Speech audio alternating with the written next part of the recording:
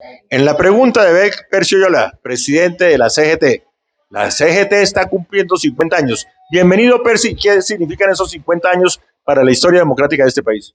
Significa haber constituido una central en una época en que había una hegemonía del movimiento sindical, fundamentalmente centrada entre liberales y conservadores, o la que se creó luego con la salida de los sectores de izquierda de la CTC, y entonces surgió en el marco de una propuesta desarrollada por la Central Latinoamericana de Trabajadores y con fundamento en el humanismo cristiano.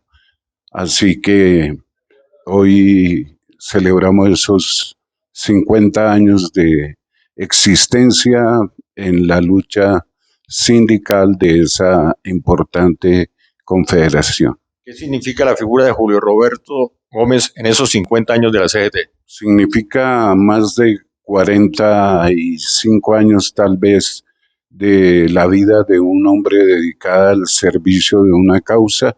Significa batallas, logros, significa una presencia democrática, una presencia dialogante en la búsqueda de soluciones para los trabajadores y el pueblo de Colombia. ¿Cuál ha sido el mayor logro de la CGT en esos 50 años? Bueno, indudablemente ha sido el de luchar permanentemente por un movimiento de trabajadores que no se fundamenta solamente en agrupar trabajadores formales de sindicatos.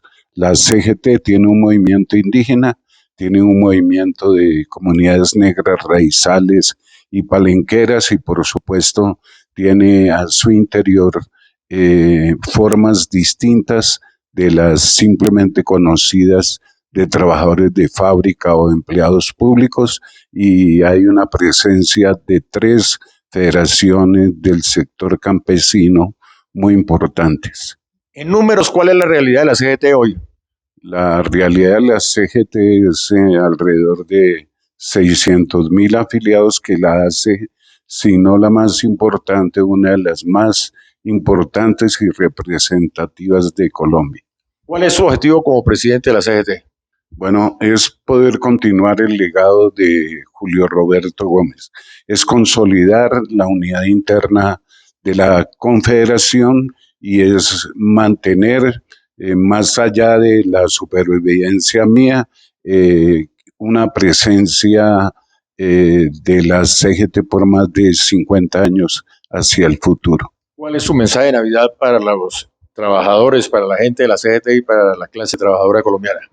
Yo creo que es un mensaje de esperanza fundamentado en la lucha, en la unidad de los trabajadores, en juntarse indiscutiblemente y ser solidarios, no solamente con los trabajadores, sino con el pueblo que tanto ha sufrido en medio de la pandemia, como lo ha exhortado el propio Papa Francisco, cuando el 16 de octubre de este año, en el Encuentro Mundial de Organizaciones Populares, llamó a la solidaridad, a enfrentar de alguna manera el modelo, a buscar, por ejemplo, lo que hemos llamado en Colombia la renta básica universal, y ha planteado igualmente la reducción de la jornada laboral, porque mientras hay gente agobiada con exceso de trabajo, hay gente que está agobiada porque no tiene empleo. ¿Usted cree que se va a imponer reducir la jornada laboral? Bueno, ahí hemos visto cómo se vienen impulsando, inclusive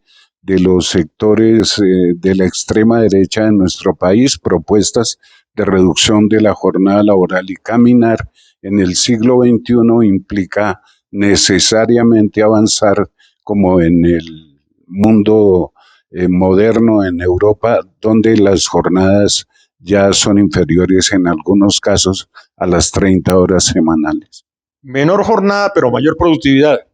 Indudablemente, pero también, como se ha visto en este debate sobre el salario mínimo, la productividad tiene que ver en parte con la formación profesional, con la capacitación, con la educación de la gente, y por eso es que luchamos desde el Comité de Paro, entre otras cosas, por lo que fue la matrícula cero para que nuestros jóvenes se preparen y tengan realmente posibilidades y alternativas de empleo en el futuro.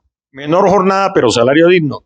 Por supuesto, es lo que debatimos también en esta oportunidad.